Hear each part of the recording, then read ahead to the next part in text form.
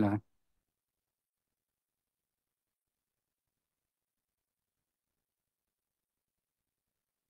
Terima kasih pimpinan. Terima kasih banyak kepada seluruh anggota Komisi 1 yang sudah menyampaikan saran, masukan, pendapat, dan juga sekaligus pertanyaan kepada kami.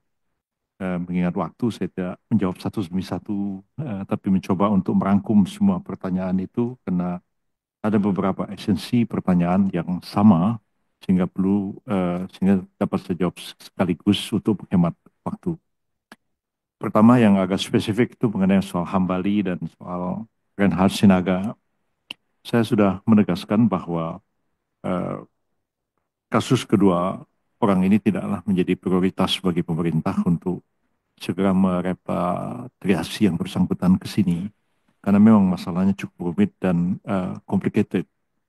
Yang kedua juga kita mempertimbangkan pandangan masyarakat terhadap kedua orang ini sehingga kami sampai pada kesimpulan, kami pelajari, kami concern dengan soal itu, karena menjadi tanggung jawab negara juga untuk memperhatikan apapun yang terjadi pada warga negara Indonesia di luar negeri, betapapun salah, betapapun kita tidak suka dengan apa yang dia lakukan, bahkan dia mempermalukan kita, tapi tanggung jawab negara tidak terlepas terhadap eh, hal itu, karena setiap warga negara dimanapun menjadi tanggung jawab pemerintah untuk memberikan perhatian, perlindungan, dan pembelaan.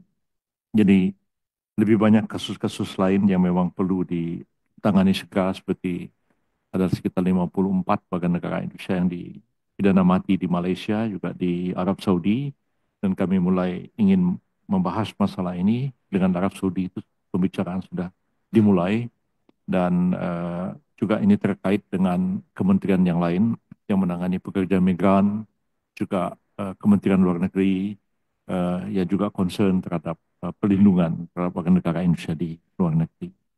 Memang dari segi pemberitaan, kalau Reinhardt sama Hambali itu memang rame.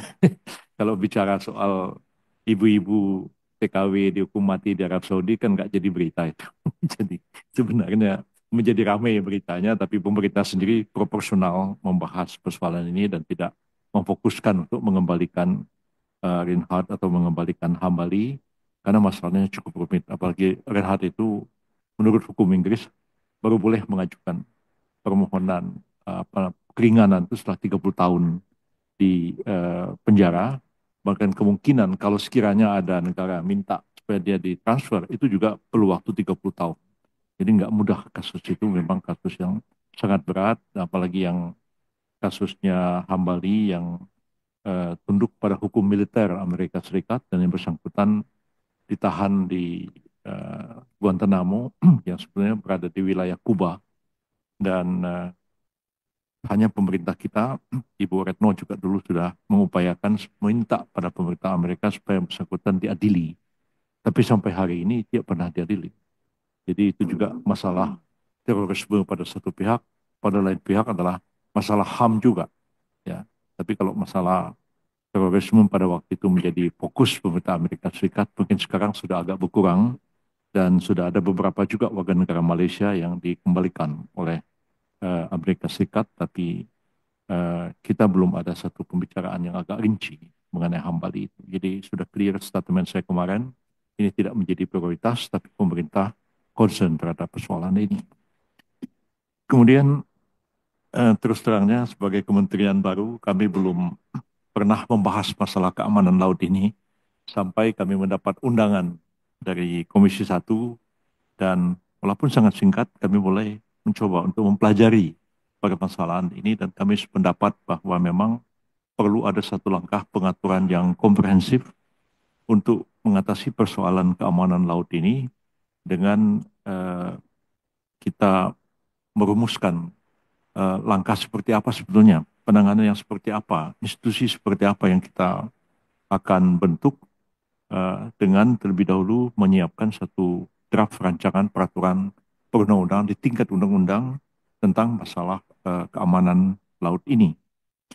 Uh, Tentu hasil dari rapat kita ini kami akan laporkan kepada Bapak Presiden, ya.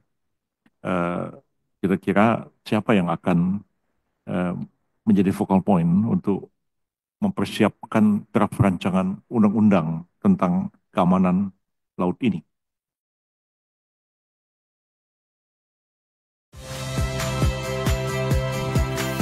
Saya Ihsan Sitorus.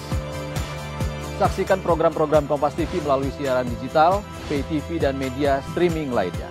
Kompas TV, independen, terpercaya.